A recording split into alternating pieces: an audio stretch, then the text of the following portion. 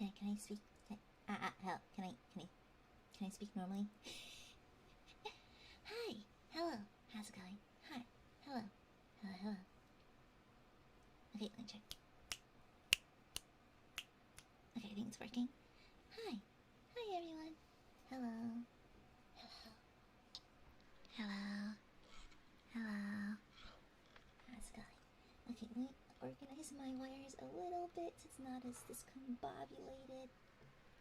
Listen here, I don't have much desk space to work with. Okay, it should be more better. Hi everyone.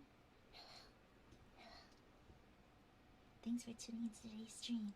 So, we're gonna keep things simple. I will be reading chat and responding to chat as well, so don't worry. But from here on out, I'll be using this Miss Amare voice. I've been warming up. I should be good to go. And yeah, so I think the mic's good to go. Okay.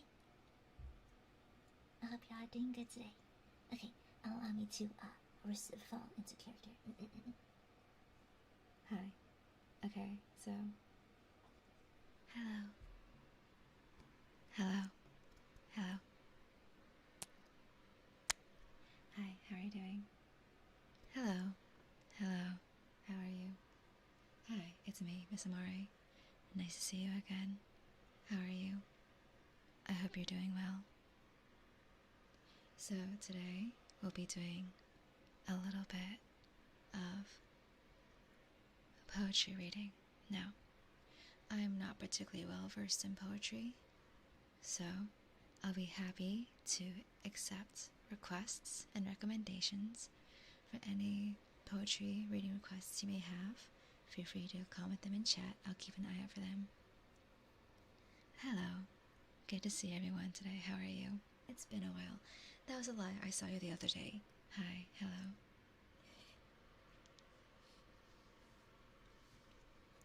Yeah, but I've personally listened to a lot of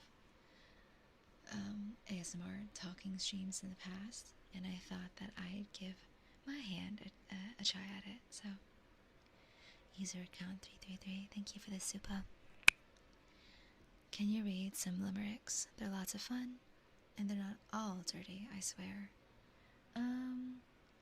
I could give it a try if you know any free domain ones. I don't mind reading them out loud. Okay.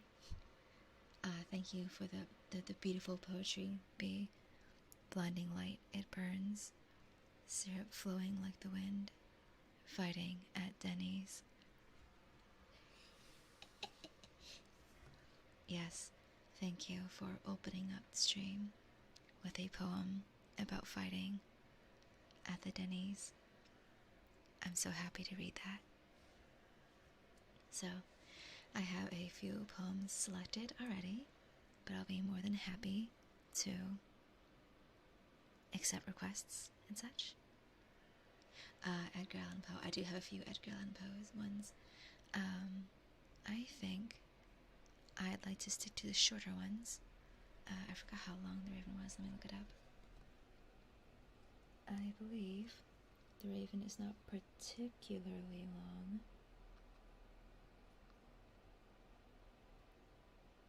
I misspelled Edgar Allan Poe on multiple occasions just now. Okay, let's see.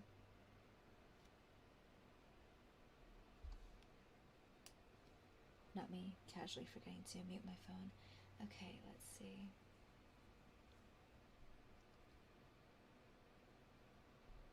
Okay, I can start off with the Raven. Okay, we can start off with the Raven. I'll be reading, but also going from ear to ear, like this, just to, because I think that's what you're supposed to do with ASMR. So, The Divine Comedy, like Dante's Inferno, that we'll be reading for a while. That's long. You know, I actually had the idea a while back of doing ASMR readings or just reading streams of things in relation to lore. So, I thought about it, but I'll give it some more thought in the future. Okay, are you ready to start? Okay, good. So, get comfortable, get cozy, and we can get started. Okay, the first poem we'll be reading is The Raven by Edgar Allan Poe. Okay? Once upon a moonlight dreary, while I pondered, weak and weary, over many a quaint and curious volume of forgotten lore, while I nodded, nearly napping, suddenly there came a tapping, as of one gently rapping at my chamber door. "'Tis some visitor," I muttered, tapping at my chamber door. Only this, and nothing more. Distinctly, I remember it was in the bleak December, and each separate dying ember wrought its ghost upon the floor. Eagerly I wished the morrow, vainly I had sought to borrow from my books surcease of sorrow. There's some fancy words in here. Sorrow for the lost Lenore, for the rare and radiant maiden, whose the angel's name Lenore, nameless here forevermore. And the silken, sad, uncertain rustling of each purple curtain thrilled me, filled me with fantastic terrors never felt before, so that now, to still the beating of my heart, I stood repeating, "'Tis some visitor, entreating entrance at my chamber door, some late visitor, entreating entrance at my chamber door. This is it, and nothing more." Presently, my soul grew stronger, hesitating, then no longer. "Sir," said I, "or madam, truly your forgiveness I implore. But the fact that I was napping, and so gently you came rapping, and so faintly you came tapping at my chamber door, that I scarce was sure I heard you. Here I opened wide the door. Darkness there, and nothing more. Deep into that darkness peering, long I stood there wondering, fearing, doubting, dreaming dreams no mortal ever dared to dream before. But the silence was unbroken, and the stillness gave no token, and the only word there spoken was the whispered word, "Lenore." This I whispered, and an echo murmured back the word, "Lenore." Merely this, and nothing more. Back into the chamber turning, all my soul within me burning. Soon again I heard a rapping, somewhat louder than before. "Surely," said I, "surely that is something at my window lattice. Let me see again then what thereat is, and this mystery explore. Let my heart be still a moment, and this mystery explore. 'Tis the wind, and nothing more." Open here I flung the shutter, one with many a flirt and flutter. In there stepped a stately raven of the saintly days of yore. Not the least, what kind of fucking word is that? Obscience? What word is that? Not a minute stopped, nor stayed he, but with mien of lord or lady, perched above my chamber door, perched upon a bust of Pallas, just above my chamber door, perched and sat, and nothing more. Then this ebony bird, beguiling my sad fancy into smiling, by the grave and stern decorum of countenance it wore. "Though thy crest be shorn and shaven, thou," I said, "art sure no craven, ghastly, grim, an ancient raven, wandering from the nightly shore. Tell me what thy lordly name is on the night's Plutonian shore." Quoth the raven, nevermore. Much I marveled, this ungainly fowl to hear discourse so plainly, though its answer little meaning, little relevancy bore, for we cannot help agreeing that no living human being ever yet was blessed with seeing bird above this chamber door, bird or beast upon the sculptured bust above his chamber door, with such a name as Nevermore. But the raven, sitting lonely on the placid bust, spoke only that one word, as if his foul soul, his soul, I'm thinking of birds, I said fowl, because fowl means bird. As if his soul in that one word did outpour, nothing farther than he uttered, not a feather than he fluttered, till I scarcely more than muttered, other friends have flown before, on the morrow he will leave me, as my hopes have flown before. Then the bird said, Nevermore.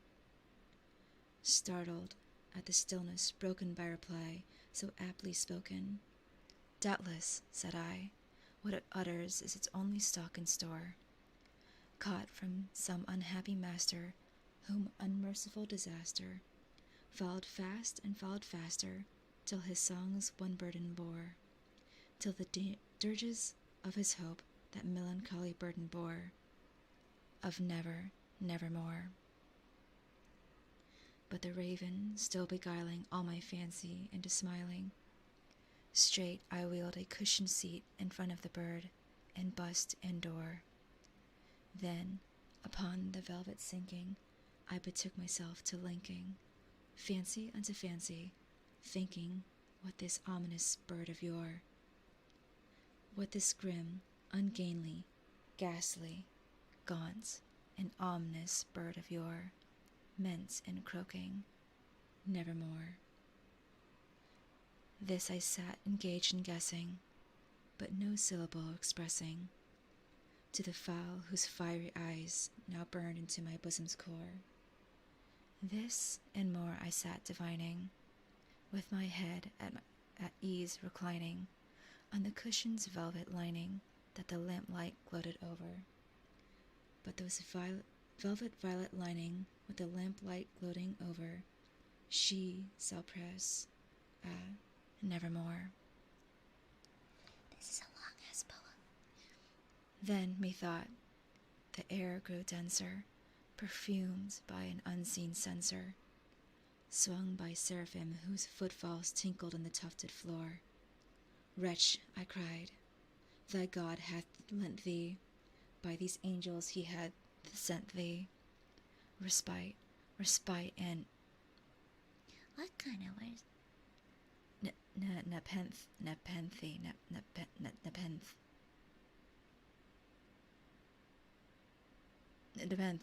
and forgot his lost Lenore. Quoth the raven, Nevermore. Prophet, said I, thing of evil, prophet still, if bird or devil, whether tempter sent, or whether tempest tossed thee here ashore, desolate, all undaunted, on this desert land enchanted, on this home by horror haunted, tell me truly, I implore, is there balm in Gilead? Tell me, I implore. Quoth the raven, Nevermore. Prophet, said I, thing of evil, prophet still, if bird or devil, by that heaven that bends before us, by that God we both adore, tell the soul with sorrow laden if, within the distant Aidenn, it shall clasp a sainted maiden whom the angels name Lenore, clasp a rare and radiant maiden who the angels name Lenore. Quoth the raven, Nevermore. Be that word our sign of parting, bird or fiend, I shrieked upstarting, get thee back into the tempest and the night's Plutonian shore. Leave no black plume as a token of that lie thy soul hath spoken. Leave my loneliness unbroken, Quit the bust above my door. Take thy beak from out my heart, and take thy form off my door. Quoth the raven, nevermore. And the raven, never flitting, still is sitting on the pallid bust of Pallas, just above my chamber door, and his eyes have all the seeming of a demon's that is dreaming, and the lamplight over him streaming shows his shadow on the floor, and my soul from out that shadow that lies floating on the floor shall be lifted nevermore. That was a very long poem. I remember reading that back in school and not understanding a single thing. I was never very bright.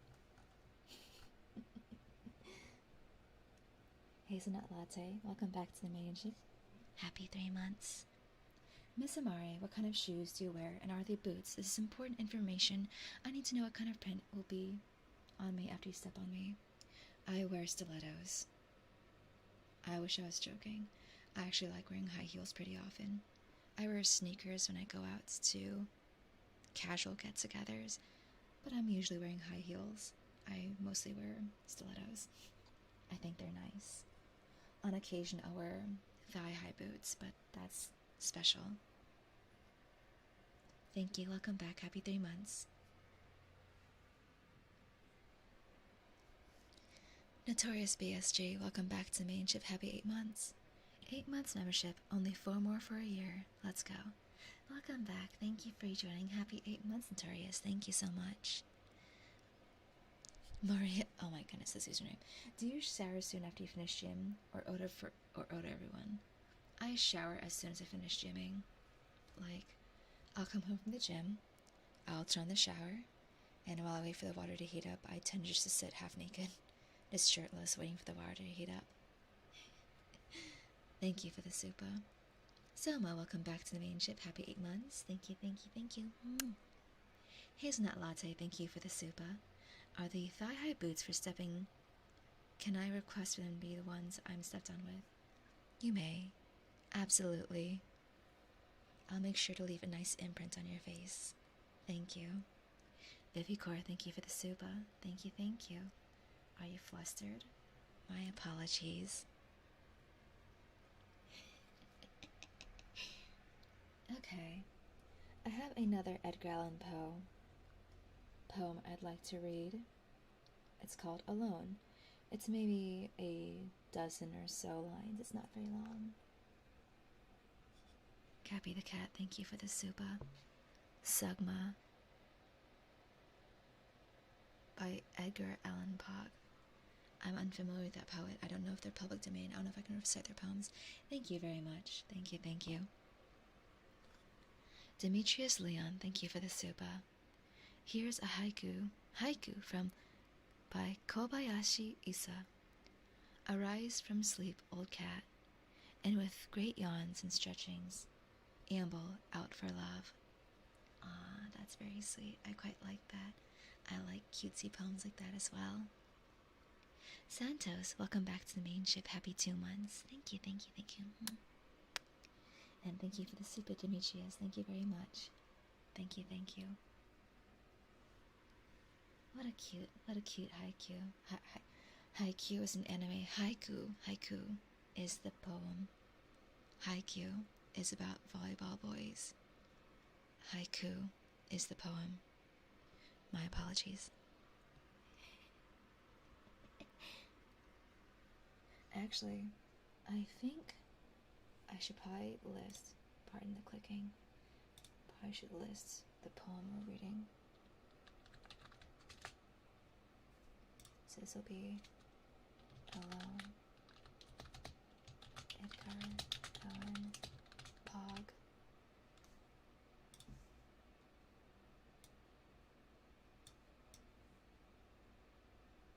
There we go. Let's do a little fun little outlining. I hope you are having fun at this. I quite like reading these things out loud. So, funny enough, I've always struggled, even as a child, to recite things out loud. reading out loud has always been, for some reason, very difficult for me. So, this is actually good practice. It forces me to slow down and get acquainted with the word before I say it out loud. And so, yeah.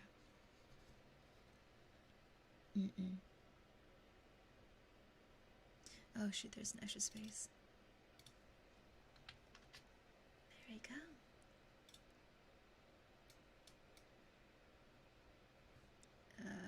Let's put it right here, actually. There we go.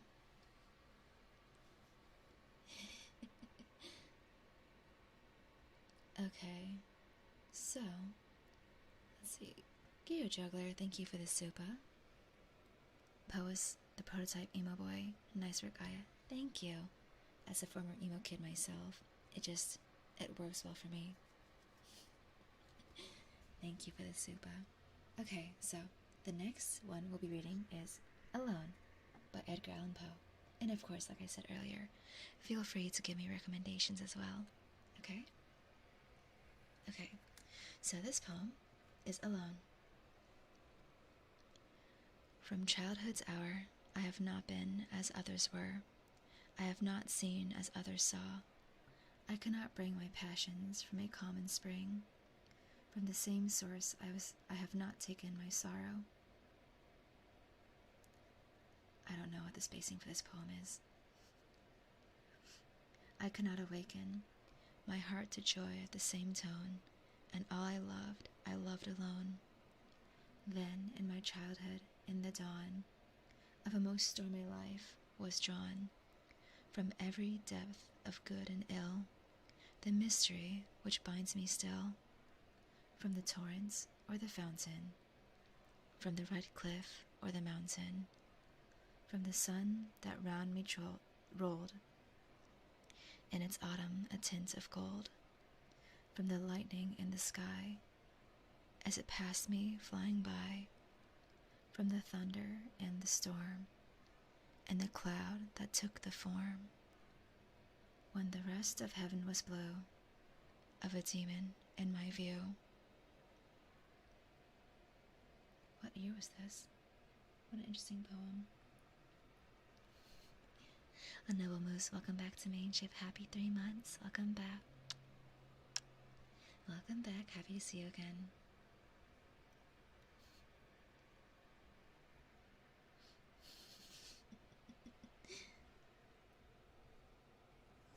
I hope you're enjoying it so far.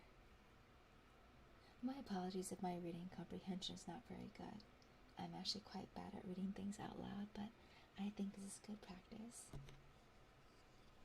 It's an embarrassing secret of mine, but I'm actually quite bad at reading things out loud. I regularly stumble or misread things and that kind of thing. Sometimes I straight up think a word is a different word than it actually is. But that's okay. Here I sit broken-hearted. Let's see. Here I sit broken-hearted. Poem. Let's see. You motherfucker. It's a joke poem, isn't it? Because I googled it just now. And allow me.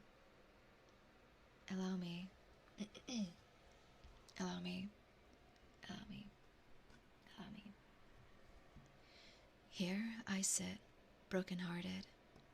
Tried to shit, but only farted. Then one day I took a chance. Tried to fart, but shit my pants.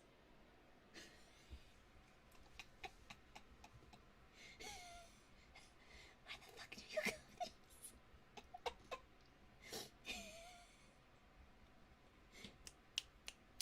Yes!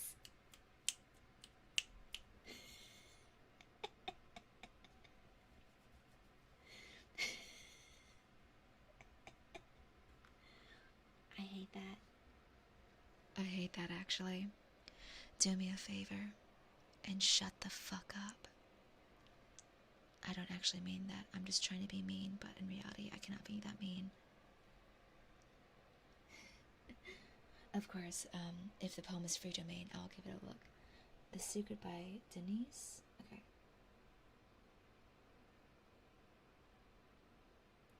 Okay.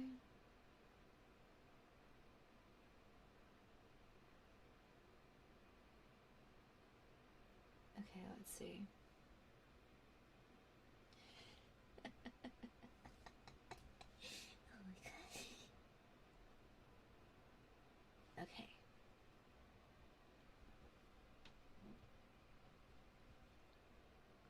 Okay. I had to lean back. I just ate lunch with a friend. I have to lean back every time I think I'm going to burp, because I do not want the mic to pick it up. Okay. This one is The Secret by Denise Levertov. Okay. Let me read through it first to make sure it's not sussy.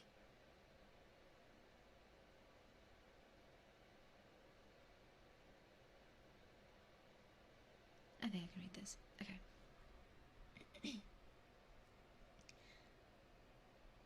Two girls discover the secret of life in a sudden line of poetry. I, who don't know the secret, wrote that line. They told me. Through a third person, they had found it, but not what it has, not even.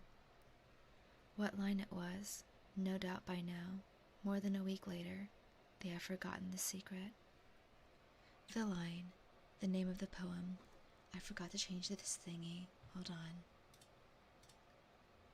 Oh my god. Okay. This one is, okay.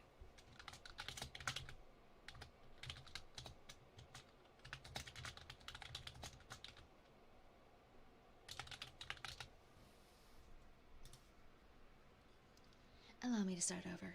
Okay. Two girls discover the secret of life in a hidden line of poetry. I, who don't know the secret, wrote the line. They told me. Through a third person, they had found it, but not what it was, not even.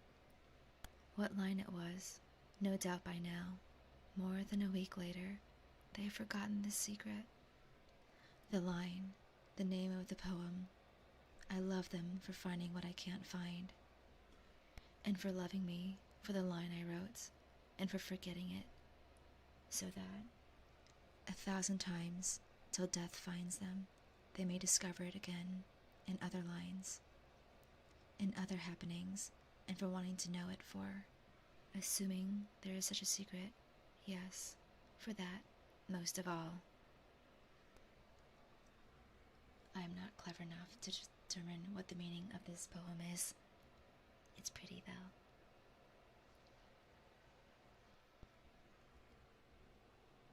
Okay. And then I saw another one. Dogfish by Mary Oliver. You can look at it.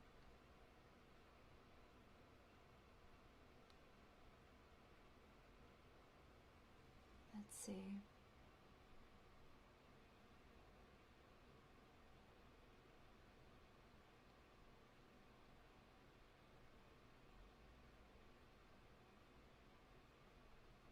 Okay. Okay, you ready?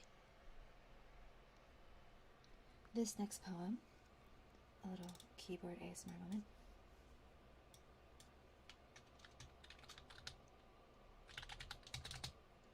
Dogfish by Mary Oliver.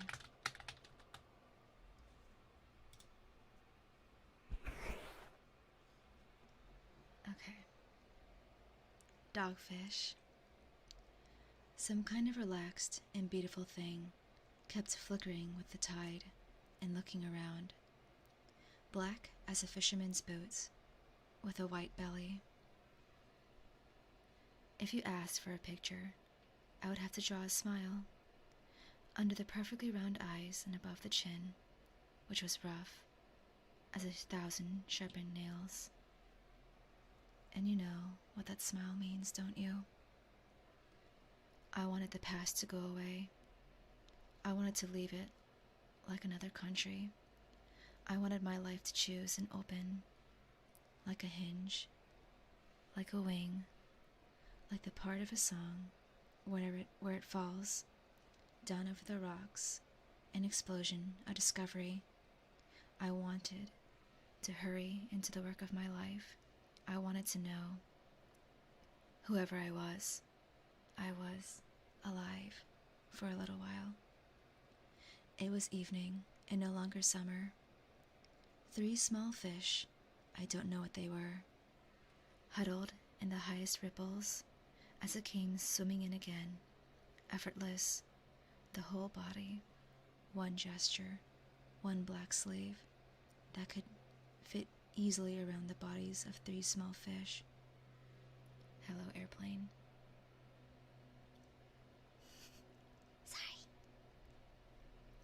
Also, I wanted to be able to love. And we all know how that one goes, don't we? Slowly, the dogfish tore open the soft basins of water.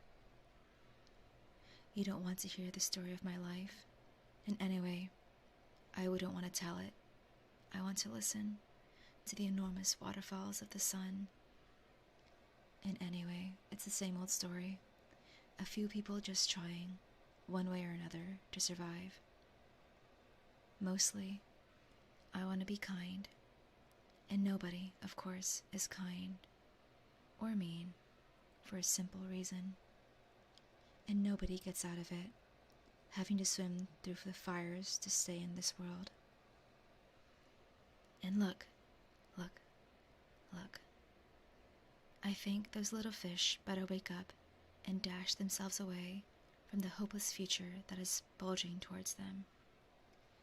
And probably, if they don't waste time looking for an easier world, they can do it.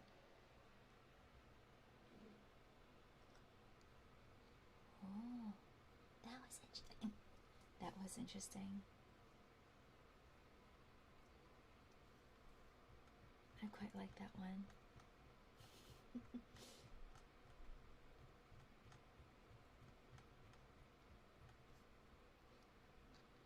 Something else is bulging too. Yes, my tummy from how much I ate for lunch. Yes, definitely. That's bulging a little bit. Of course. Okay, let's see. Let's go for medium to short poems so we can get through as many as we can. Let's see. Do Not Stand at My Grave and Weep by Claire Harner. I can try that. Do Not Stand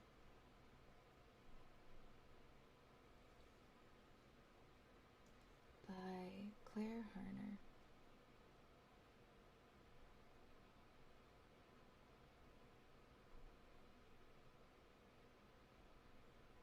Okay.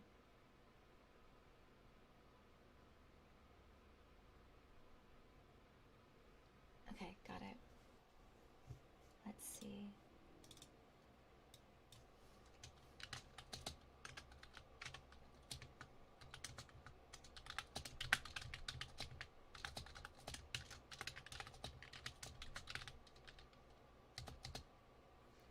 Wait, it's by Mary Elizabeth Fry. Wait, who's it by then? By Claire Harner?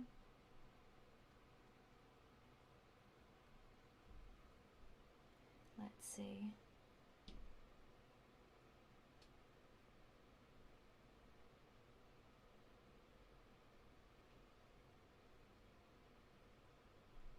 Okay, here it is. Okay. Claire Harner.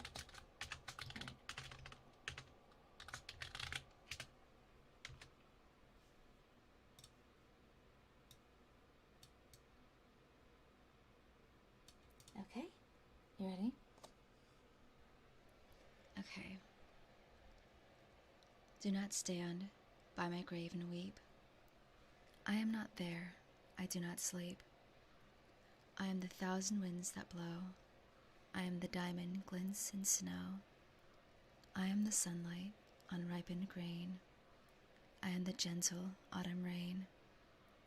As you awake with morning's hush, I am the swift, upflinging rush of quiet birds in circling flight.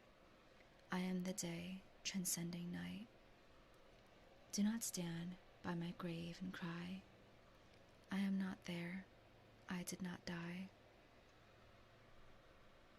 Ooh, that one's nice. I like that. There's lots of nice ones.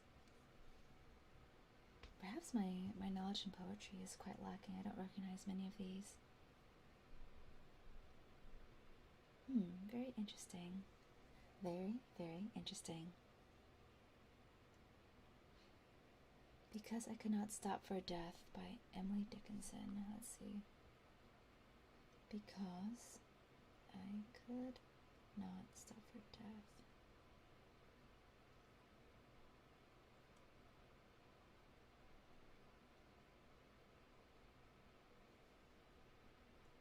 Okay.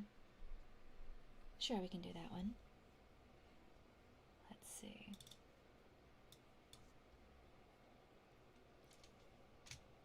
Because I could not stop for death.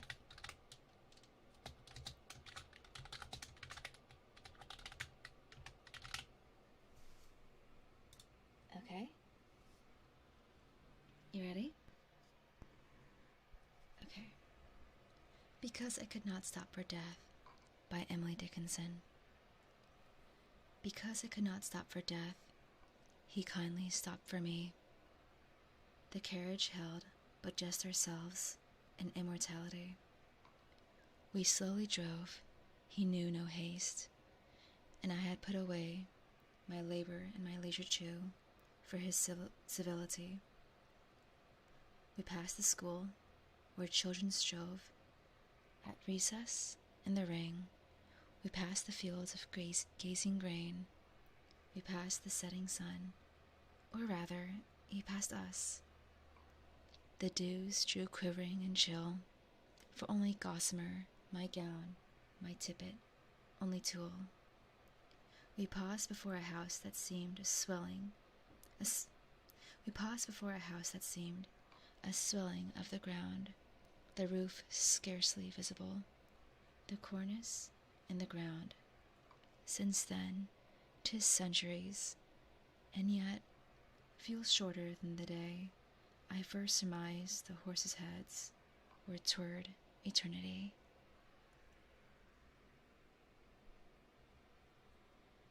I remember reading this back in school because I had to look up what gossamer meant. I think gossamer means thin and delicate and sheer, I believe. I believe so. I imagine that if I was going to put a prose on my grave upon death, my epitaph would read, "Live fast, eat ass." That was a good one.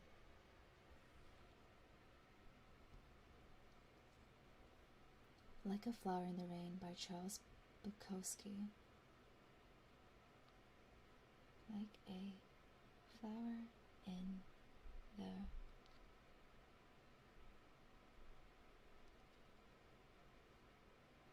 the rain by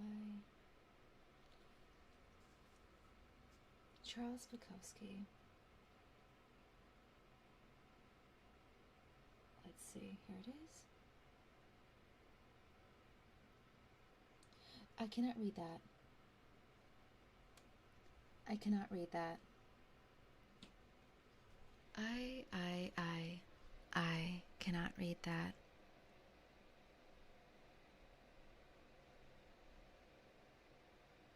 We are not reading that one. Very, very fascinating. Very fascinating.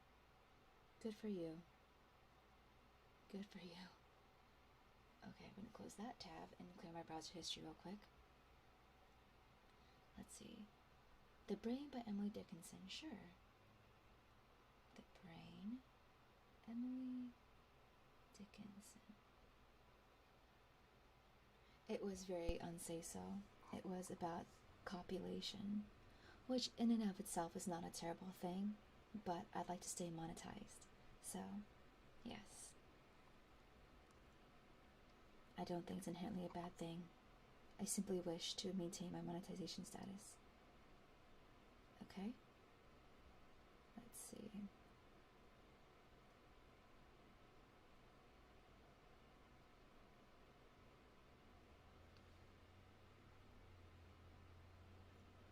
Okay, where can I find it? Let's see.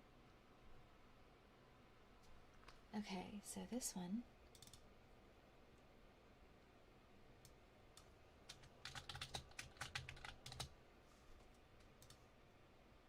Okay.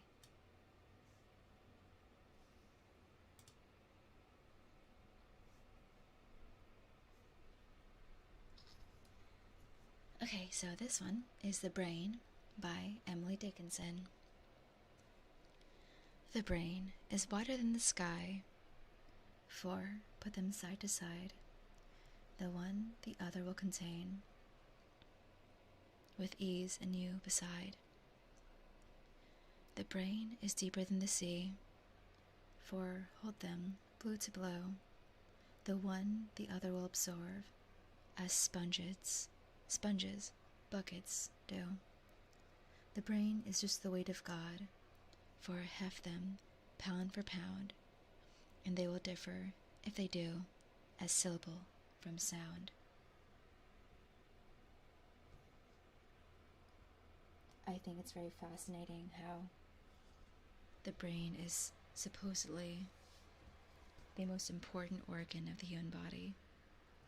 And who came up with that idea? The brain as well. I have a feeling that the brain is a little bit disrespectful. That's a little rude.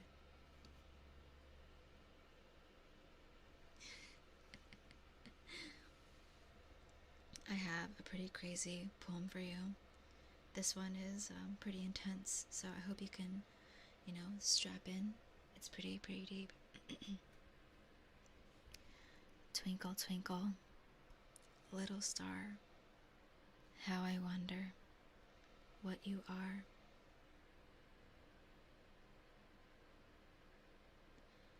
By God, I do not know the lyrics to Twinkle, Twinkle, Little Star.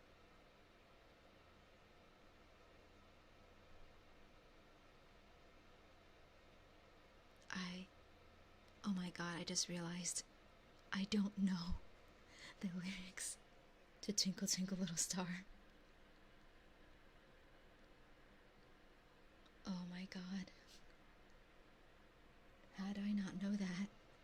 How do I not know Twinkle, Twinkle, Little Star? I've done the impossible. I failed out of preschool. Oh, up above, the world so high, like a diamond in the sky. Twinkle, twinkle, little star, how I wonder what you are. I knew that. That was easy. That was very, very, very easy. I have Papa.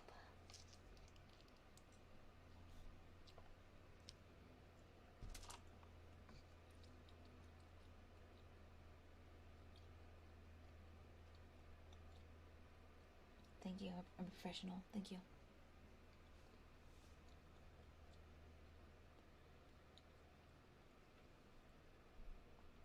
Okay, let's see. I got another one that goes pretty hard. Okay, are you ready for this?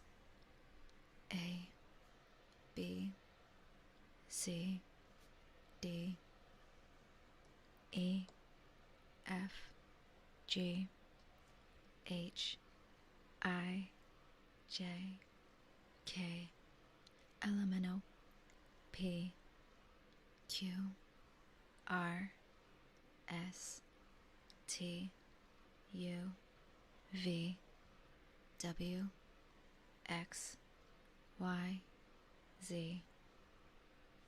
Thank you. Ryan 1269, thank you for the super. Only a dork would not know that. Only a dork would know that. Who's out here singing Twinkle Twinkle Little Star 24/7?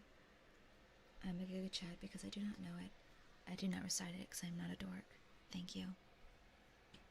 And my favorite letter of the alphabet, L-M-N-O-P. L-M-N-O-P. L-M-N-O-P. Tiger, Tiger by William Blake. Sure.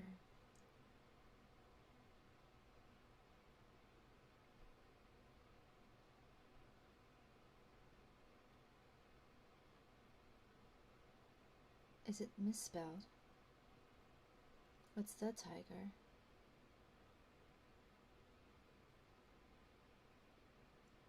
Okay. Yeah, L-M-N-O-P. My favorite letter of the alphabet, L-M-N-O-P.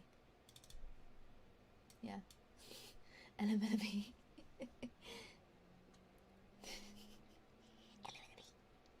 Okay. The Tiger by Ian. Okay.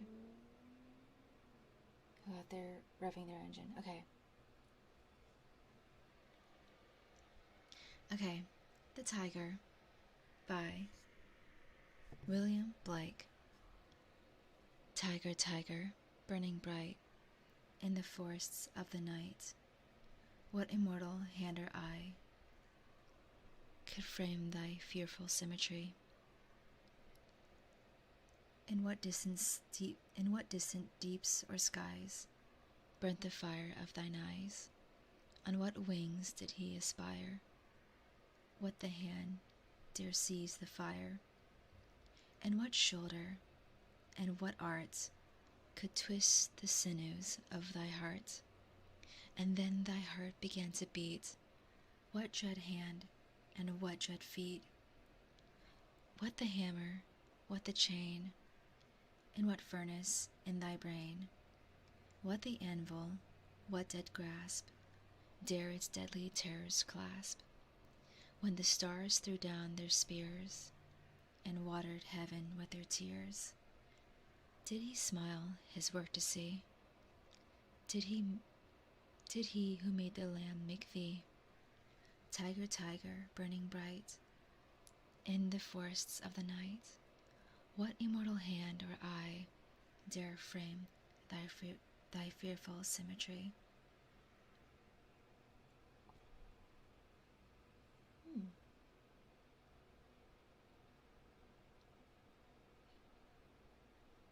Super Butcher Pete, thank you for the super. Can I request Digging by Seamus Heaney? Remember that was my favorites from school? Of course, sure, we can do that. Thank you for the super. Digging. Seamus Heaney. Okay, let's see.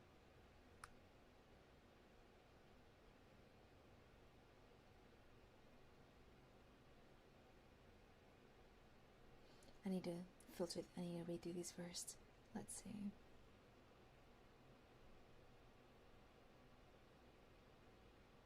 Okay, I think we can...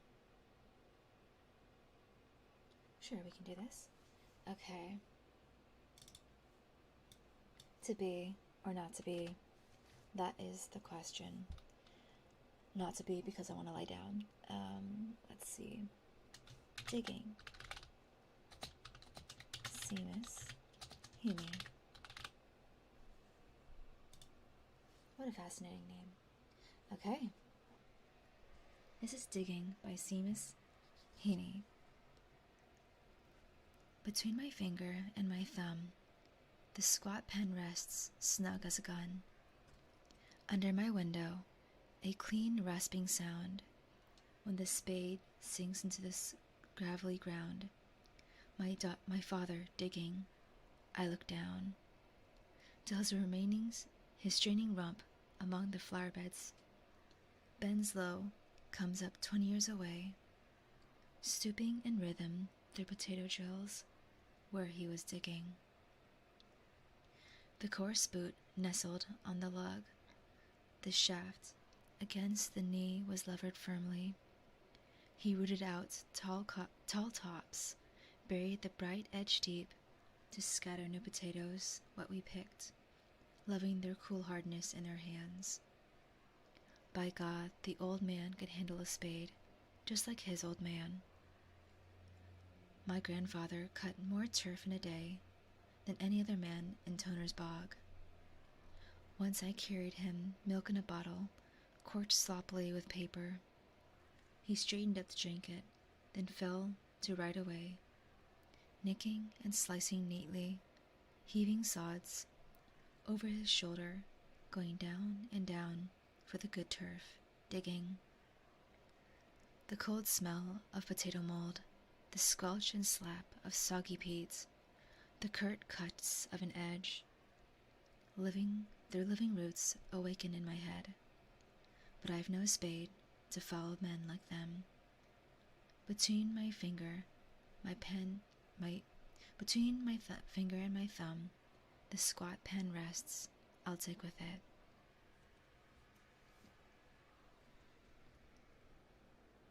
Digging by Seamus Heaney.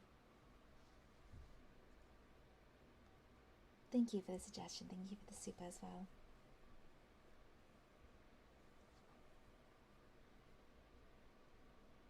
I'm trying to study because your voice is so soothing to listen to, but not gonna lie, I'm getting kind of flushed. Your voice is so soothing to listen to. Why, thank you. What if I got nice and close like this? Is this any different? If I get closer and closer to the microphone, does that bother you? Does that make you feel flushed? Josh, thank you for the super. Free supas are pog. We know Aya is too. Aya is pog. Your hands look heavy, let me hold them for you. Oh my goodness, Josh, to come at me so strongly. What on earth, how bold of you. Very brave. Thank you for the super, Josh. I admire your bravery. More like, I admire your audacity. Thank you for the super. Super Butcher Pete, thank you for the super. Yes. I'm glad you liked it. Thank you very much. Thank you, thank you.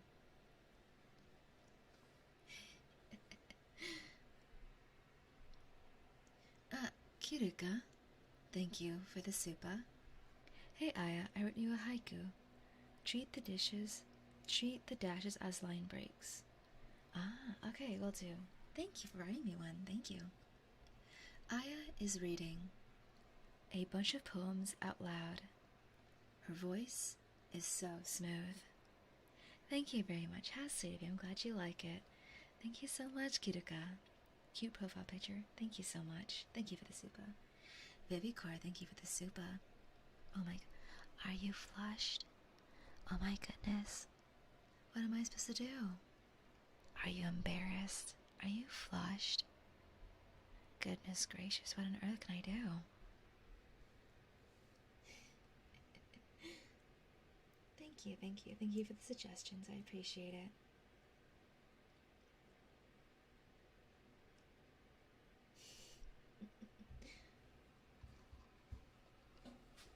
Now, I was actually tempted to read Scary Stories to Tell in the Dark at one point. I feel like the stories are not as impactful without the drawings by Stephen Gamble, but the stories are short and they're fun to read. Maybe one day I'll do a stream reading them, but we'll see. Hey Rodwin, thank you for the super. I can feel my soul leave my body. Get your soul back in your body, soldier. We're not done here yet. Thank you for the super, Rel. Thank you. She has too much power. Thank you. Good. Yeah, no, that book traumatized me as a child. The Pale Woman is frightening. Ah, Livia, thank you. Gonna head to bed now, but I wanted to tune in before doing so. Thank you for this dose of sweet melatonin. Of course, happy to help, of course. Thank you very much. Rest well. I'll see you around. Okay. So, let's do another one. Should I compare thee to a summer's day, pretty please? No. I'm kidding. Compare me to anything, it's okay. Go for it. Let's read another Edgar Allan Poe one. I love Edgar Allan Poe. Edgar Allan Poe. I feel like the Telltale heart is much too long. Thank you for the soup, Maria. Sweet bliss when sandwich enter me. Sandwich? Which one? Which sandwich? Thank you for the soupa. No, those books destroyed me. They're very scary. The images, anyways. Christian Oshina, thank you for the super. Hello, Miss Amare. What are you so nervous for, huh? Are you scared I'll do something to you? No need to be nervous, okay? I won't do anything to harm you. Don't worry about it at all. Thank you. Welcome back to the Maidenship. Happy 3 months, Christian. Thank you so much.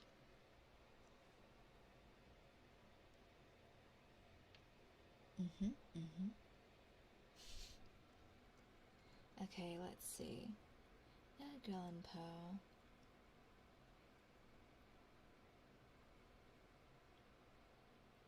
The Telltale Heart is pretty good, but that's a pretty long one, to be honest. Let me see how long it is. Because I remember reading through the Telltale Heart. By God, it's a full-blown short story. It's very long.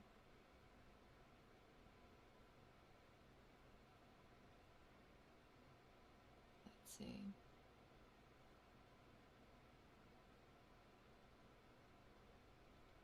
Okay, it's not terrible. It's long, but it's not that long. Would you guys like to read it? I think I'd love to do some more voice acting in this one as well. Should we try it? Telltale Heart, a classic. This one will probably be like maybe 10 minutes or a read. Let's try it.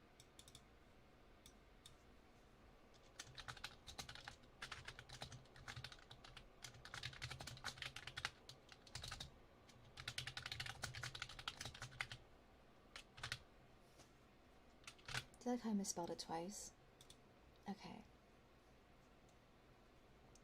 Alright. Let's go for it. So buckle up. This is going to be a little scary. If you need to hold hands, feel free to hold hands with each other. Okay, and I'll hold your hands too. We can hold hands if we get scared, okay? Okay. Are you ready?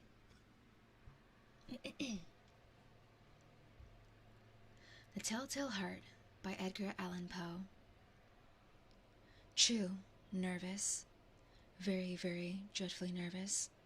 I had been and am. But why will you say that I am mad? The disease had sharpened my senses, not destroyed, not dulled them. Above all was the sense of hearing acute. I heard all things in the heaven and in the earth. I heard many things in hell. How then am I mad? Hearken, and observe how healthily, how calmly I can tell you the whole story. It is impossible to say how the idea first entered my brain, but once conceived, it haunted me day and night. Object there was none, passion there was none. I loved the old man. He had never wronged me. He had never given me insult. For his gold I had no desire. I think it was his eye. Yes, it was this. One of his eyes resembled that of a vulture, a pale blue eye with a film over it. Whenever it fell upon me, my blood ran cold. And so by degrees, very gradually, I made up my mind to take the life of the old man, thus rid myself of the eye forever. Now this is the point. You fancy me mad. Madmen know nothing. But you should have seen me. You should have seen how wisely I proceeded, with what caution, with what foresight, with what dissimulation I went to work. I was never kinder to the old man than during the whole week before I killed him. And every night, about midnight, I turned the latch of his door and opened it, oh, so gently. And then, when I had made an opening sufficient for my head, I put in a dark lantern, all closed, so that no light shone out. And then I thrust in my head. Oh, you would have laughed to see how cunningly I thrust it in. I moved it slowly, very, very slowly, so that I might not disturb the old man's sleep. It took me an hour to place my whole head within the opening so far that I could see him as he laid upon his bed. Would a madman have been so wise as this? And then, when my head was well in the room, I undid the lantern cautiously. Oh, so cautiously. Cautiously, for the hinges creaked. I undid it just so much that a single thin ray fell upon the vulture eye. And this I did for 7 long nights. Every night, just at midnight. But I found the eye was always closed, and so it was impossible to do the work. For it was not the old man who vexed me, but his evil eye. And every morning, when the day broke, I went boldly into the chamber and spoke courageously to him, calling him in a hearty tone and inquiring how he had passed the night. So you see, he would have been a very profound old man indeed to suspect that every night, just at 12, I looked in upon him while he slept. Upon the 8th night, I was more than usually cautious in opening the door. I watch his minute hand moves more quickly than did mine. Never before, that night, I had felt the extent of my own powers, of my sagacity. I could scarcely contain my feelings of triumph. To think, there I was, opening the door, little by little, and he did not even dream of my secret deeds or thoughts.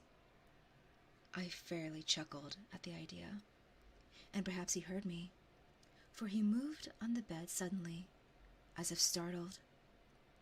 Now, you may think that I drew back, but no.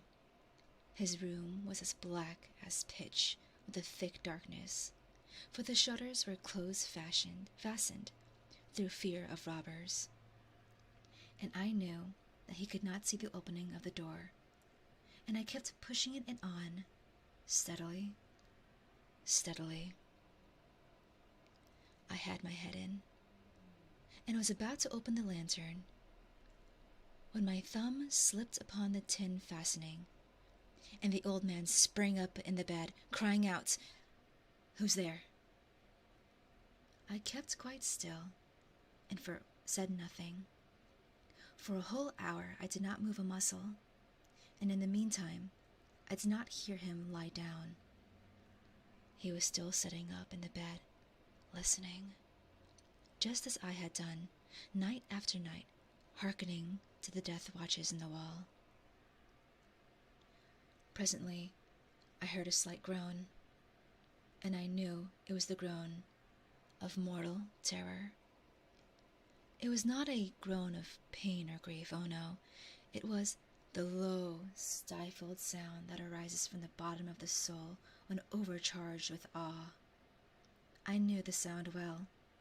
Many a night, just at midnight, when all the world slept, it has welled up from my own bosom, deepening with its dreadful echo the terrors that distracted me. I say I knew it well. I knew that what the old man felt, and pitied him, although I chuckled at the heart. I knew that he had been lying awake ever since the first slight noise, when he had turned in the bed. His fears had been ever since growing upon him. He had been trying to fancy them causeless, but could not. He had been saying to himself, "It is nothing but the wind in the chimney," it is only a mouse crossing the floor, or it is simply merely a cricket which has made a single chirp. Yes, he has been trying to comfort himself with these suppositions, but he had found all in vain, because death, approaching him, had stalked with his black shadow before him and enveloped the victim.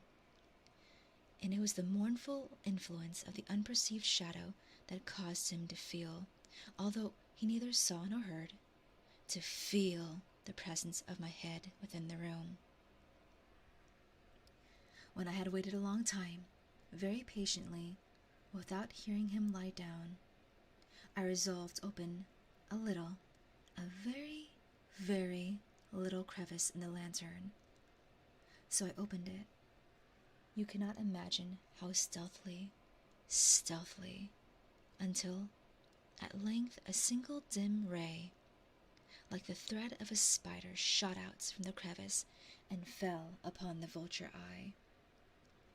It was open, wide open, and I grew furious as I gazed upon it. I saw it with perfect distinctness, all a dull blue, with a hideous veil over it that chilled the very marrow in my bones. But I could see nothing else of the old man's face or person, for I had directed the ray, as if by instinct, precisely on the damned spot. And now, have I not told you that what you mistake for madness but over acuteness of the senses is but over the acuteness of the senses, pardon me. Now, I say, there came to my ears a low, dull, quick sound, such as a watch makes when enveloped in cotton. I knew that sound well too. It was the beating of the old man's heart. It increased my fury, as if the beating of a drum stimulates a soldier to courage. But even yet, I refrained and kept still. I scarcely breathed. I held the lantern motionless. I tried how steadily I could maintain the ray upon the eye. Meantime, the hellish tattoo of the heart increased. It grew quicker and quicker, and louder every instant. The old man's terror must have been extreme. It grew louder, I say, louder every moment. Do you mark me well? I have told you that I am nervous, so I am. And now, at the dead hour of the night, amid the dreadful silence of that old house, so strange a noise as this excited me to uncontrollable terror. Yet, for some minutes longer, I refrained and stood still. But the beating grew louder. I knew the heart must burst, and now a new anxiety seized me. The sound would be heard by a neighbor. The old man's hour has come. With a loud yell, I threw open the lantern and leaped into the room. He shrieked once only. In an instant, I dragged him to the floor and pulled the heavy bed over him. I then smiled gaily, to find the deed so far done. But for many minutes, the heart beat on with a muffled sound. This, however, did not vex me. It would not be heard through the wall. At length, it ceased. The old man was dead. I removed the bed and examined the corpse. Yes, he was stone dead. I placed my hand upon the heart and held it there many minutes. There was no pulsation. He was stone dead. His eye would trouble me no more. If you still think me mad, you will think so no longer when I describe the wise precautions I took for the concealment of the body. The night waned, and I worked hastily but in silence. First of all, I dismembered the corpse. I cut off the head and the arms and the legs. Then I took up 3 planks from the flooring of the chamber, and deposited all between the scantlings. I then replaced the boards so cleverly, so cunningly, that no human eye, not even his, could have detected anything wrong. There was nothing to wash out, no stain of any kind, no blood spot whatsoever. I had been too wary for that. The tub had caught all. When I made an end of these labors, it was 4 o'clock, still dark as midnight. As the bell sounded the hour, there came a knocking at the street door. I went down to open it with a light heart. For what now? For what had I now to fear? There entered 3 men, who introduced themselves in perfect suavity as officers of the police. A shriek had been heard by the neighbor during the night. Suspicion of foul play had been aroused. Information that had been lodged by the police office, and they, the officers, had been deputed, sent over to search the premises. I smiled. For what had I to fear? I bade the gentleman welcome. The shriek, I said, was my own in a dream. The old man I mentioned was absent in the country. I took my visitors over the house. I bade them search well. I led them at length to his chamber. I showed him his treasures, secure, undisturbed. In the enthusiasm of my confidence, I brought chairs into the room and desired them to sit here to rest from their fatigues, while I myself, in the wild audacity of my perfect triumph, placed down my seat on the very spot beneath which reposed the corpse of the victim. The officers were satisfied. My manner had convinced them. I was singularly at ease. They sat, and while I answered cheerily, they chatted of familiar things. But, ere long, I felt myself getting pale and wished them gone. My head ached, and I fancied a ringing in my ears. But they sat and still chatted. The ringing became more distinct. It continued and became more distinct. I talked more freely to get rid of the feeling, but it continued and gained definitiveness, until at length I found that the noise was not within my ears. No doubt now I grew very pale, but I talked more fluently and with a heightened voice, yet the sound increased. And what could I do? It was a low, dull, quick sound, much such sound as a watch makes when enveloped in cotton.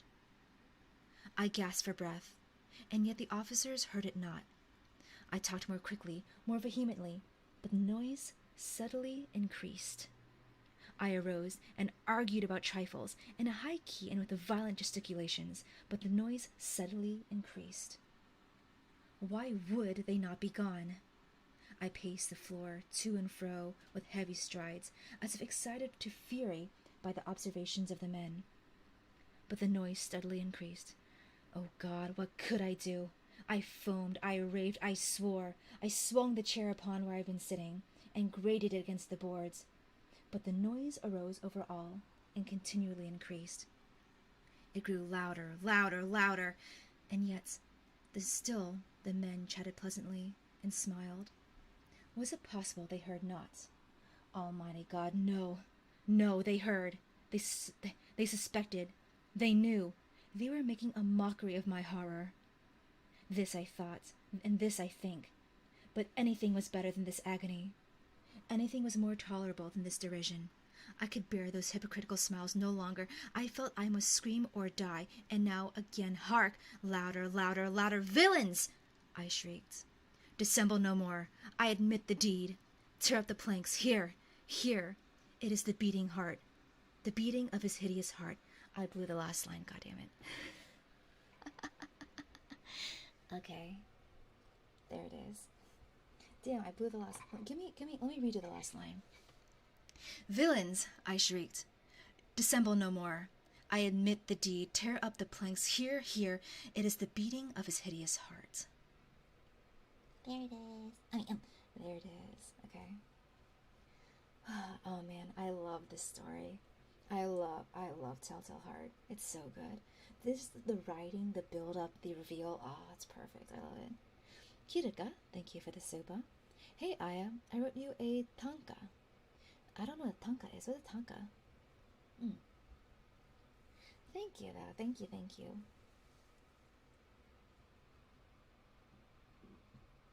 Trying really hard not to burp into the microphone. Okay. Thank you. I'm glad you liked it. Hey Aya, I wrote you a tanka. Like last time, dashes our line break.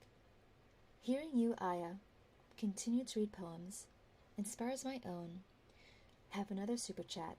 Super chats are still free, right? Kirika, honey, darling, sweetheart. No, they are not, and there never will be. Thank you for the super chat. It was not free. Thank you. Oh man, I love that story. Usugi, welcome to the main ship. Welcome, welcome. Happy to have you. Welcome, welcome. Thank you for joining. Happy to have you with us. It's an anime adaptation. I'm not surprised, honestly. Okay, let's see. The Genius of the Crowd by Charles Bukowski. Sure. The Genius of the Crowd by Charles Bukowski.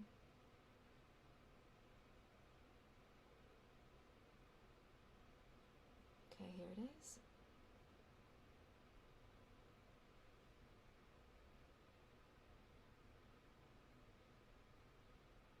Okay. B, welcome back to Mainship. Happy 3 months. This message might not be free, but I am later. If you'd like to speak to me further in detail, my TA visiting hours are from the periods of 5 p.m. to 7 p.m. and 8 a.m. to 9 a.m. to 9 a.m. Thank you very much. Thank you. How very sweet of you. Thank you.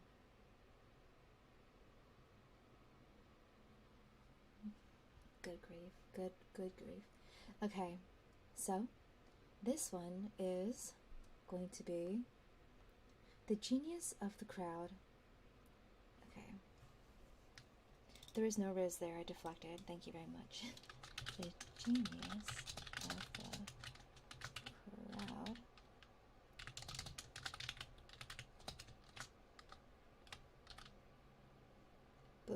Bukowski. Okay. Bukowski. I got Bukowski. I got it. Okay. Alright, so this one is The Genius of the Crowd by Charles Bukowski.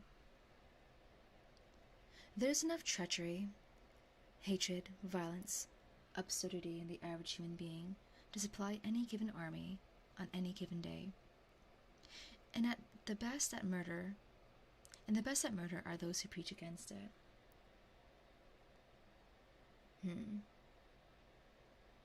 One second, let me read through this again.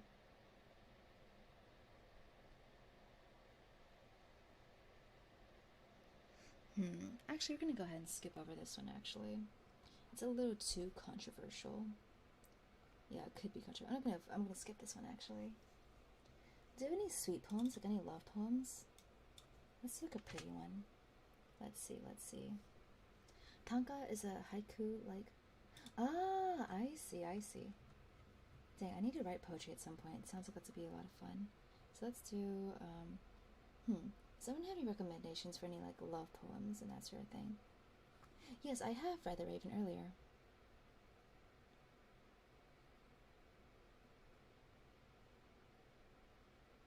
Light of Stars by Longfellow? The Light of Stars? Longfellow.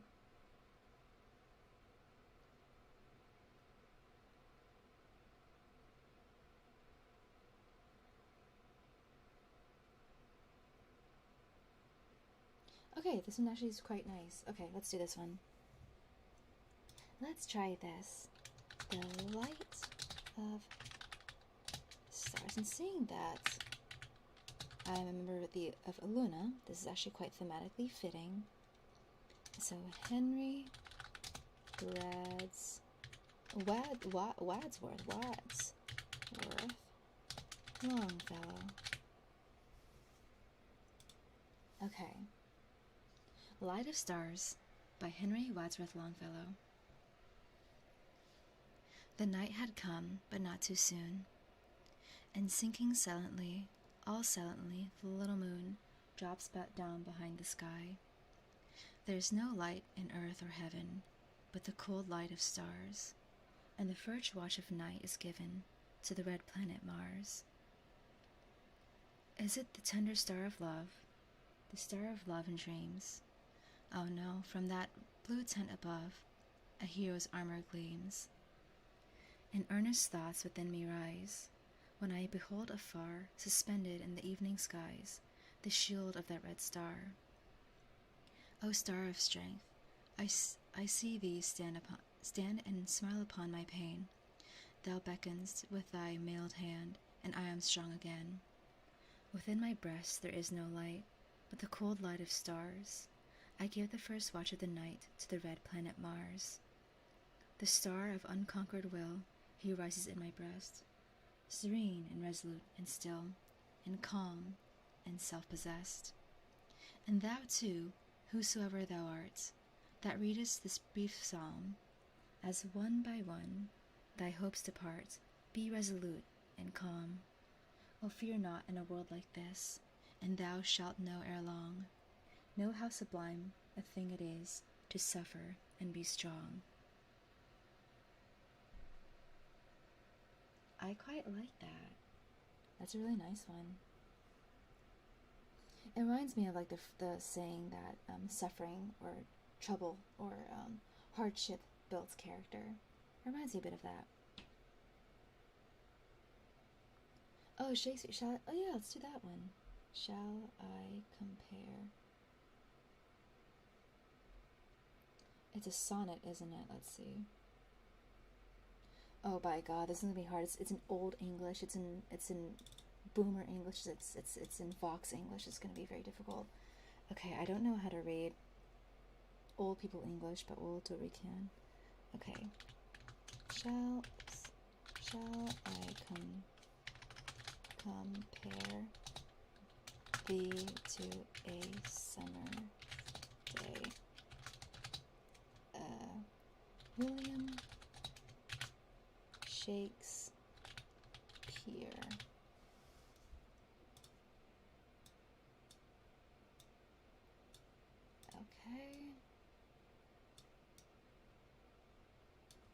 Okay, you ready? Oh gosh, Shakespearean English, I know, I'm not gonna, okay, this is gonna be, should I do an accent? I don't know how to do an accent, I don't know, well, I'm just trying to survive, okay. Okay, wish me luck, okay.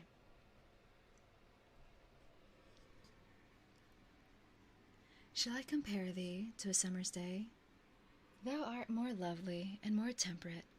Rough winds do not shake the darling buds of May, and summer's lease hath all too short a date. Sometime too hot the eye of heaven shines, and often is his gold complexion dimmed, and every fair from fair sometime declines, by chance or nature's changing course, untrimmed. But thy eternal summer shall not fade, nor lose possession of what fair thou oust. What the fuck? Nor shall death brag how wanderest in his shade, and when in eternal lines to time thou growst.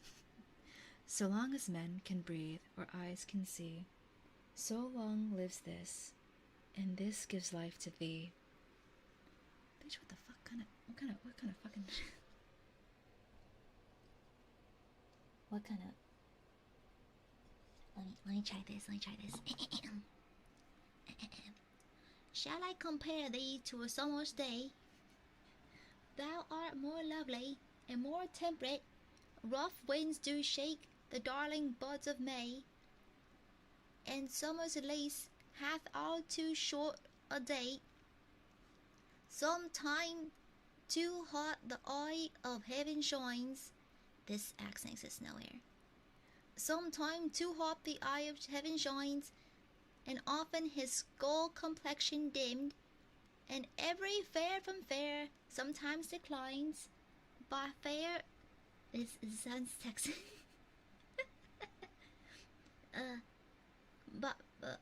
But thy eternal summer shall not fade, nor lose possession of that fair thou owest, nor shall death brag thou wanderest in his shade, when in eternal lines to time thou growest, so long as men breathe or eyes can say, so long lives this, and this gives life to thee.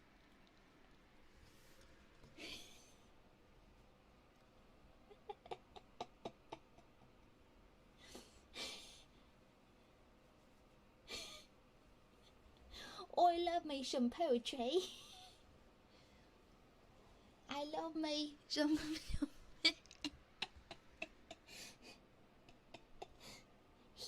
Ta-da! Ta-da! Very, very simple for me. That's my natural accent. What are you talking about? I always sound like that. What are you talking about? I always talk like that. Right? Right. Okay. Exactly. Okay, I think I'll read a couple of more poems before I call it for today. I don't want to stream for too long today. I might gorilla stream, we'll see. I'm actually quite tired, so we'll see if I stream again later today. How Do I Love Thee by Elizabeth Barrett Browning. Sure. Okay, let's see. How do I love thee?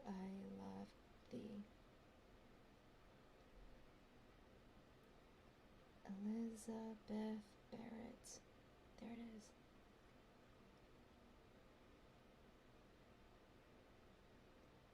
Okay, I have it.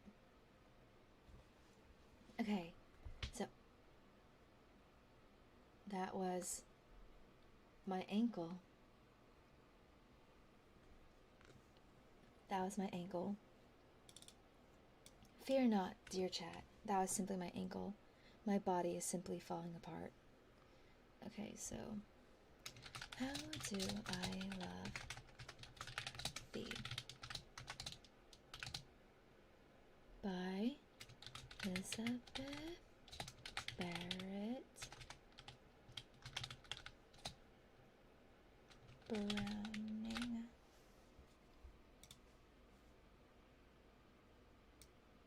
Okay. Okay. So, How Do I Love Thee by Elizabeth Barrett Browning. How do I love thee? Let me count the ways. I love thee to the depth and breadth and height my soul can reach when feeling out of sight. For the ends of being an ideal grace, I love thee to the level of everyday's most quiet need by sun and candlelight. I love thee freely, as men strive for right. I love thee purely, as they turn from praise.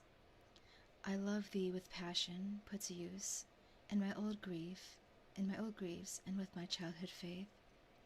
I love thee with a love that I seem to lose. With my lost saints, I love thee with the breath, smiles, tears, all my life, and if God choose, I shall love thee better after death.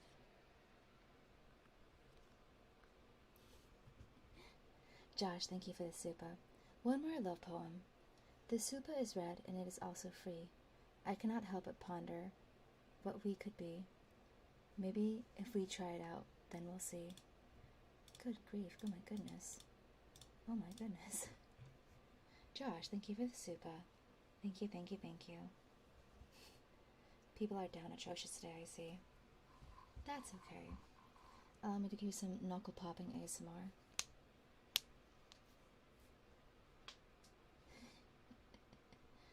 POV, Miss Amare is about to beat you up. But to be fair, I think there'd be some people in chat who are down to clown with that. The power of this voice. Exactly. I don't use it very often because I know the power it holds. And also that it strains me a little bit.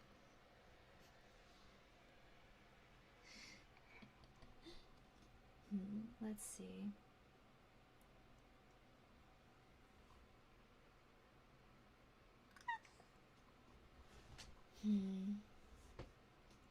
Let's see.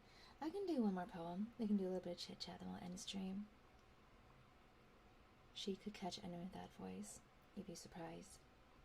Or not surprised. Or surprised. I don't know, I'm going with that. Anyways. Let's see.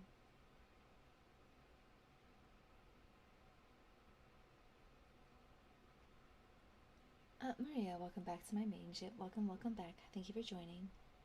Z1990, thank you for the super. Slay. Why, thank you. I am slaying. Yes, bitch, slay. Thank you. Thank you for the super. Thank you very much. Okay, there is that one poem that's very sussy. I'm going to heavily censor it, okay? I'm going to heavily censor this. Like a Flower in the Rain by Charles Bukowski. Oh boy, this one's gonna... I'm going to find ways to censor it, okay? Okay. Alright? Okay. Okay, I'm going to censor it, okay. Like a Flower in the Rain by Charles Bukowski. I cut the middle fingernail of the middle finger, right hand, real short, and I began playing the guitar as my guitar sat right up right in bed, spreading lotion over its sides and strings after bathing the guitar, because that's what they do. The guitar lit a candle. Don't let this put you off. And it smoked and continued to rub lotion on its side after the bath, because that's what guitars do. I continued to rub I continued to strum the guitar, because I'm playing in the bathtub now with a sentient guitar.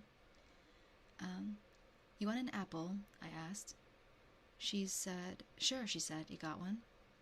But I got to her. She began to twist, and then she rolled on her side. She was a guitar, like a guitar in the rain.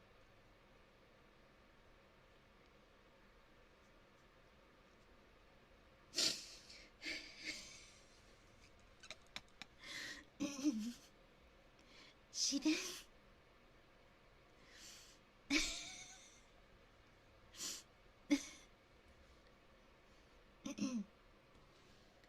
She was getting obnoxious, like a guitar in the rain. She then rolled to her stomach, and her most beautiful strings looked up at me, and I reached under and got and started strumming again. She reached around and got my chicken.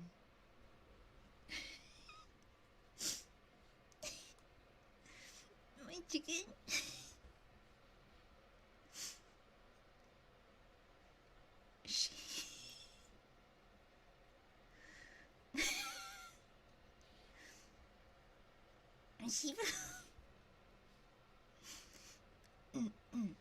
She rolled and twisted. I strummed, my face falling into a mass of red hair that overflowed the top of the guitar because it has a wig on for some reason. And then and then my guitar pick strummed the strings.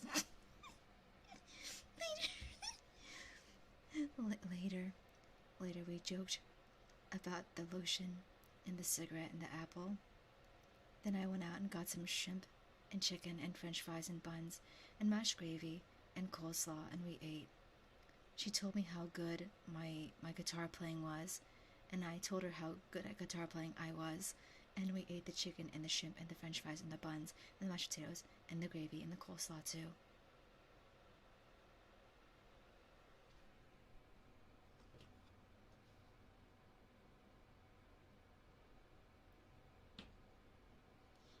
In the name of the dork, the fork, and the holy bonk, cavemen. I need to pray after that one. The worst part was the coleslaw. I mean, the worst part by far was the coleslaw. Vivica. Maria, thank you for the super. I'm attracted to Aia bosom hat, also her bosom. That's nice. Thank you for the super. Vivicoy, thank you for the super. Slayed my hearts out, really. I'll leave. It's okay. I will slay your heart any day, Vivicoy. Thank you for the super. Vivicoy, thank you for the super. Pineapples. I wish it was just about pineapples. Oh wow. Oh wow. Yeah. Errol Ren, thank you for the super. Guitar strumming intensifies. That's what I'm saying. Like, sorry. That's what I'm saying. He was just strumming his guitar in the bathtub, and he also ate some coleslaw. I like coleslaw. Yeah.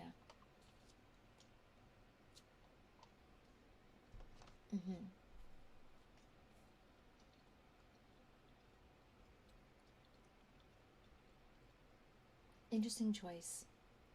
Thank you for the super, Relevant. Thank you.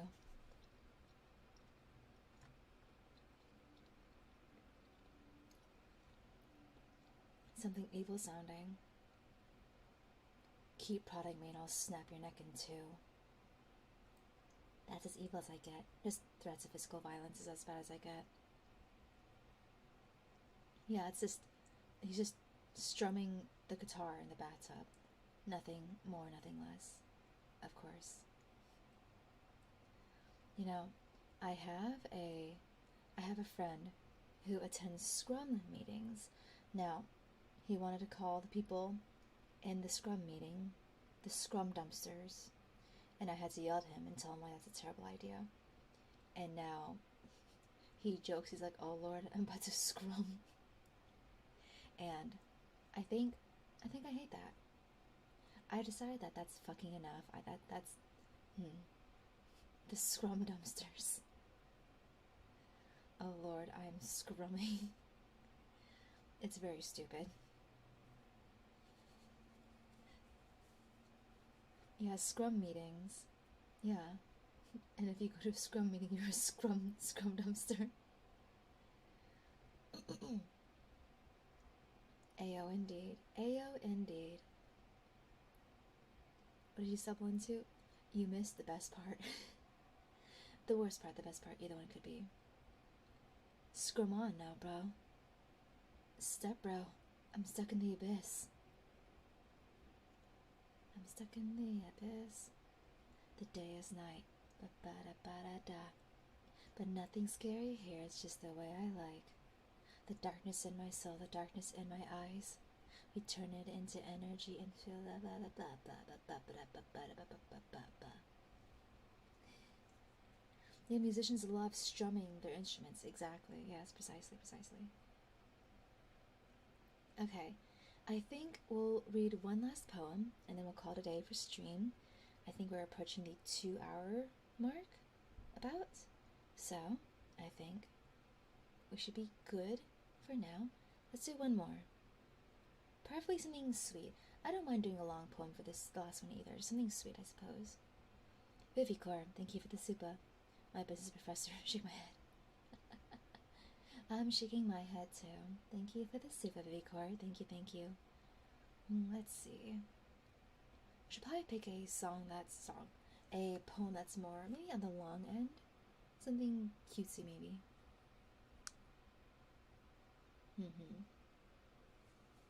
Of course, I'm glad you liked the Telltale Heart. I had a lot of fun with that one.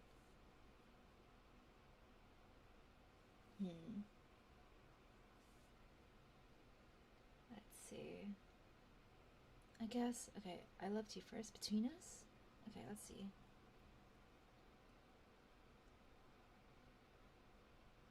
Between Us by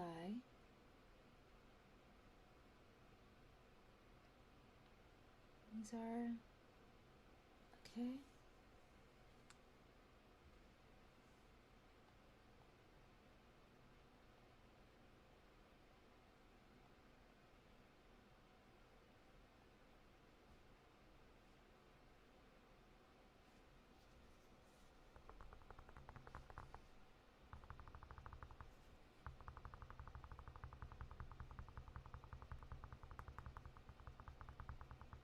I have to read over it first to make sure it's good.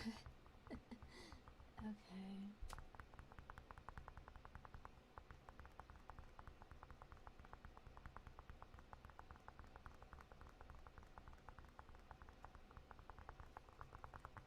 That's me tapping, by the way, yes.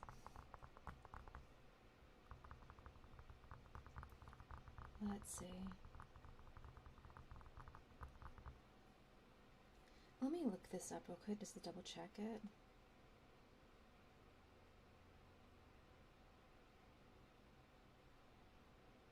It was by... I had to filter these. That's me tapping, by the way. Where's something I can tap on? I think I have this. It's an empty coffee cup because I drink a lot of coffee.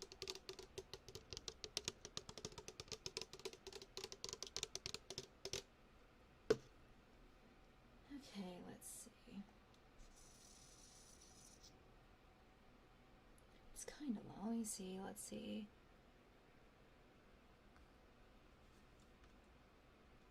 I loved you first,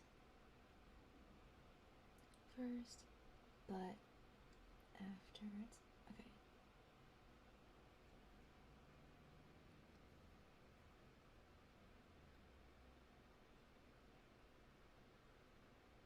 This is pretty sweet. I actually quite like this. Let's do this one.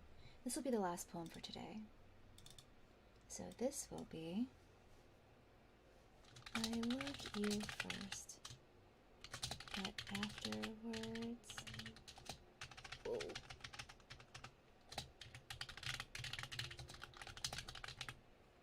By Christina Rossetti.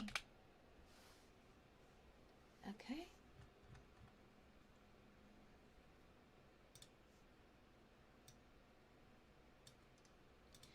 TVT will try. Thank you for the super. Thanks for keeping poetry alive. I don't think I'm single-handedly keeping poetry alive. I may not be well versed in it, but I like listening to it. So thank you for the super. Thank you, thank you. Okay. Now, last poem of today before I end stream. Oh, I misspelled it. I loved you first. Okay. I loved you first, but afterwards your love. By Christina Rossetti. Let me firstly grip this wire between my thighs so it stop making noise. Okay. I loved you first, but afterwards your love. Outsoaring mine, sang such a loftier song, as drowned the friendly cooings of my dove. Which owes the other most? My love was long, and yours one moment seemed to wax more strong. I loved and guessed at you. You construed me, and loved me for what might or might not be. Nay, weights and measures do us both a wrong. For verily love knows not mine or thine. What separate I and thou, free love has done. For one is both, and both are one in love. Which love knows not of thine that is not mine. Both have the strength, and both the length thereof. Both of us are the love that makes us one. That's pretty. That's pretty. Okay, now that was the last poem for today. That was the last poem for today. We can chit chat for a little bit, for not too long though. I am tired. I stayed up too late last night. That's my fault though.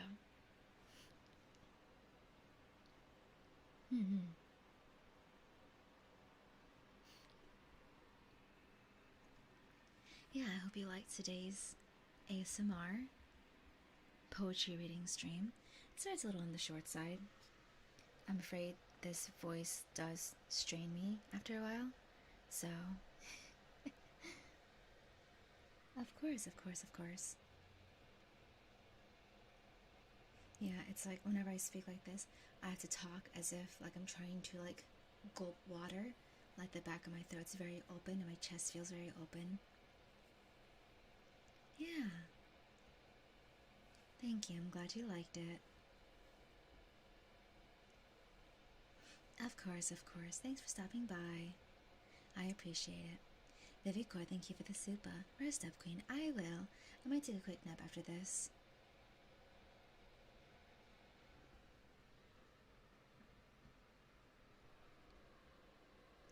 Thank you, I'm glad you like it. Thank you. Can I do the hark speech from the lighthouse? Let me do that. I love the lighthouse. Let me do it. I wanna try it. Okay. The lighthouse hark speech. Let's do it. Let's fucking do it. Willem Dafoe went absolutely feral on this.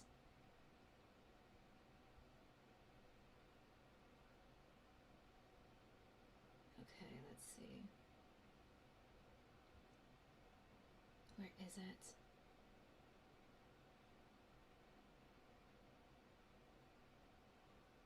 Okay. Where is it?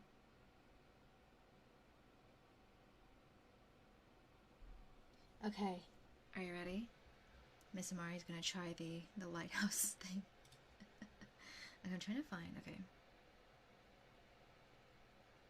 Okay, let's see. I found it. Oh, I found it on IMDb, thank you.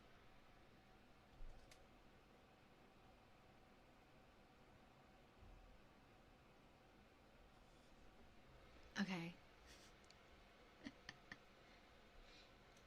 You're fond of me lobster, aren't ya? I seen it. You're fond of me lobster. Say it. I don't have to say nothing. Damn ye. Let Neptune strike ye dead, Winslow. Hark, Triton, hark. Bellow bid our father, the Sea King, rise from the depths. I can't take this seriously. There's like an image of Willem Dafoe in the corner. It's very funny. Okay.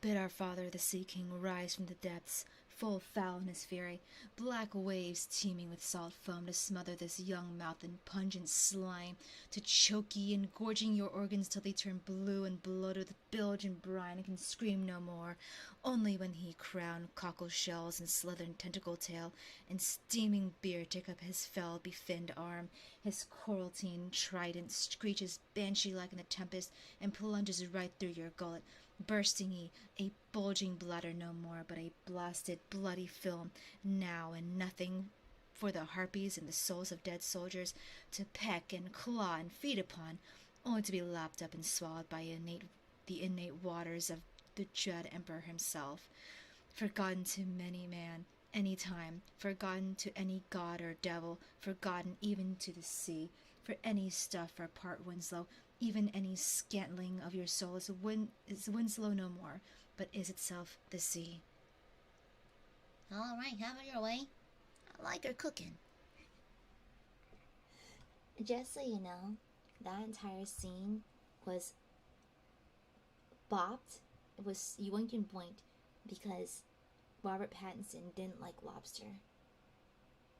That's perfect. That's wonderful in many ways. I love the lighthouse. It's so ridiculous.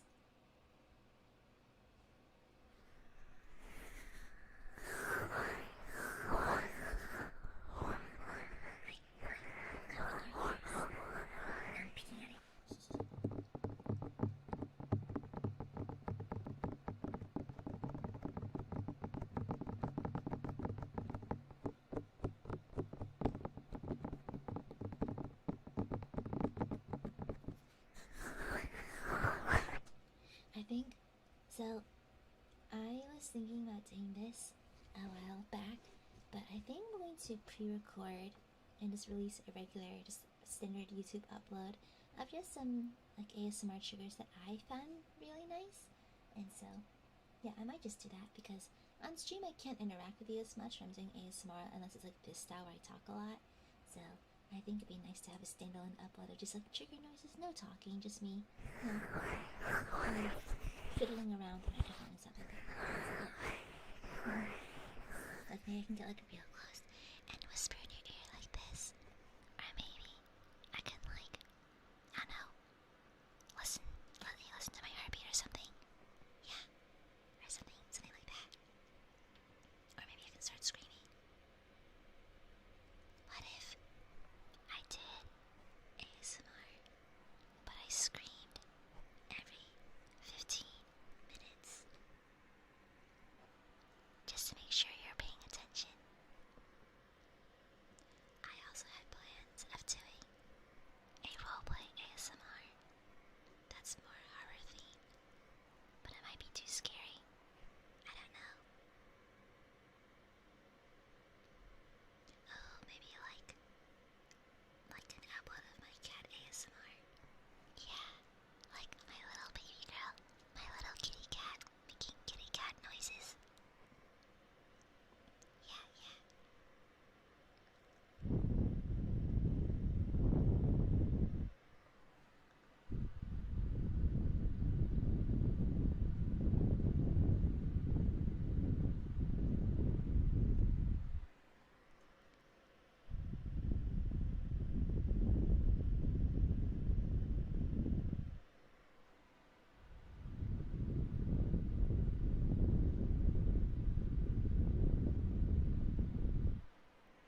Or something like that, you know?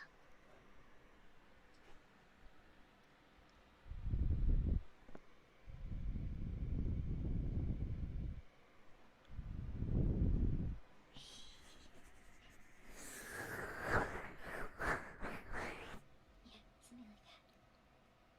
Yeah, yeah. But until then, thank you for joining in on today's stream. I can talk for a little while longer. Before, I think let's do 5 more minutes. I think I can do 5 more minutes of this, and then I'll call it a day. I need to do some offline work. I need to check on some emails. I need to do some extra work, but I just might feel a little silly. A little teehee, little silly stupid, and decide to do, maybe, perhaps, a gorilla stream later. It's been a while since I've done a random event, so perhaps, just perhaps, I may choose to do so. Sorry, I'm checking emails again because I'm waiting for some stuff. Okay. Beep boop boop boop.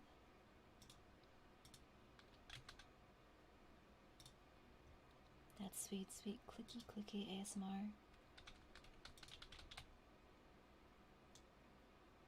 Okay. So, I think that's all I have today for you. Thanks for stopping in. I appreciate it. I'll see you either tomorrow or perhaps later tonight if I'm feeling kind of silly. Vivicor, thank you for the supa. Miss Amare, what? What do you want? What is it? What? You can't be shouting my name and not having an answer for me when I ask you what it is. Who do you think you are? You think you have the right to tell me what to do? To suddenly call my name and not have anything to tell me? Really? Is that entirely necessary? I find it a bit unbecoming to be rude to me. But your funeral.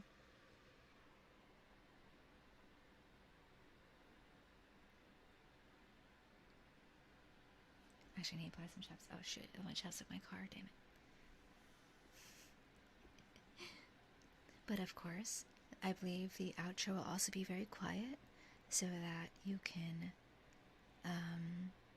you know, like not get jump scared if you're watching this in the VOD. Hello, VOD watchers. How are you doing? Hello. So, yeah.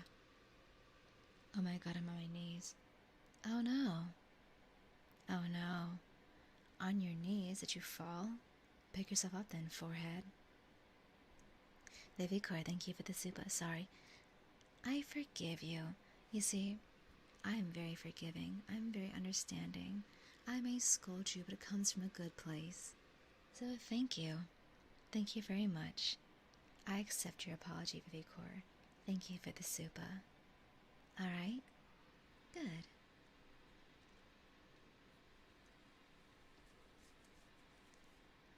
It's okay, I'll moisten your lips for you. Oh, what? You'll bring my chapstick from my car. How nice of you. Thank you for walking all the way over my car, grabbing my chapstick for me, and bringing me my chapstick. I appreciate it. That's very sweet of you. Thank you very much. That's very kind of you. This dude making us weak. Is it? I don't know. I haven't scolded you in a while. I think I've gotten soft. I think I've been too nice to you, honestly.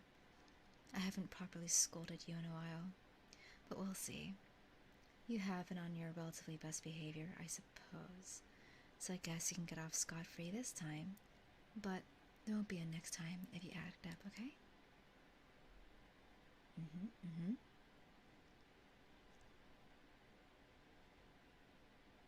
Scold us, please, right now.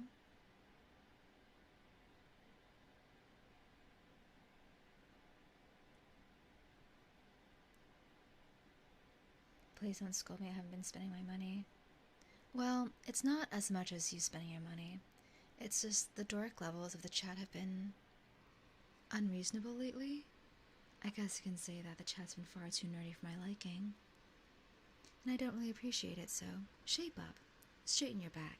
Make smart choices, or I'll beat your ass, okay? I have absolutely no problem bending you over and snapping your back like a fucking toothpick. It'd be all too easy.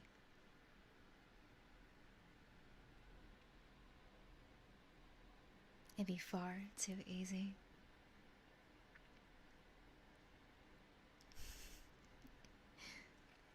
But anyhow, but my jaw dropped and stain dropped. Oh what? How so? For me being a little strict for once? Shh. I'm never strict with you guys. In fact, I can bear to be much stricter. So, I've been far too nice lately. I've been letting Aya doing whatever she wants with the channel. She's been far too soft on everyone. She doesn't swing the band hammer. She doesn't bonk. She doesn't yell. She doesn't make a fuss. Honestly, I should probably tell her to be more strict with you guys. Aya's much too soft with you. Vivikor, thank you for the super. Thank you, thank you. Worth it? Was it? We'll see.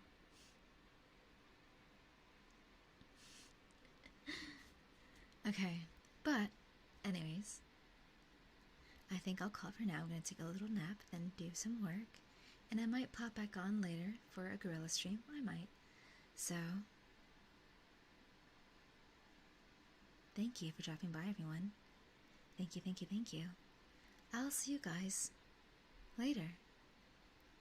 Okay? Goodbye, everyone.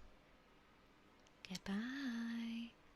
I'll see you next time. Good night.